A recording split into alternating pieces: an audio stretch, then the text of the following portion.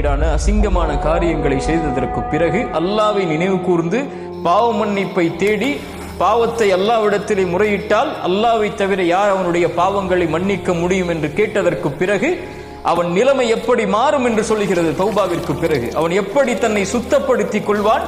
வலம் யுஸிர்ரு அலா மா ஃபஅலு வஹும் யஅலமூன். ஒருபோதும் அறிந்த நிலையில் அந்த பாவத்தில் தொடர்ச்சியாக இருக்க மாட்டான். இல்லல்லதீன தாபு மின் பஅதி ذلك வஅஸ்லஹு ஃபஇன்னல்லாஹ கஃபூருர் ரஹீம். குர்ஆன் சொல்கிறது, தௌபா செய்ததற்கு பிறகு அதற்கு பிறகு தன்னை சீர்படுத்திக் கொண்டு தன்னை நேராக்கிக் கொண்டு தன் உள்ளத்தை சுத்தப்படுத்திக் கொண்டு யார் அல்லாஹ்வை நோக்கி வருகிறார்களோ அவர்களுடைய பாவத்தை அல்லாஹ் மன்னிப்பான், அவர்களுக்கு இரக்கம் காட்டுவான். 100 கொலை செய்த அடியானுக்கு அந்த அறிஞர் செய்த அறிவுரை என்ன? நீ பாவத்தை உணர்ந்து விட்டாய், தௌபா செய்ய விரும்புகிறாய், ஆனால் நீ உன்னை சீர்படுத்த வேண்டும். அந்த நல்ல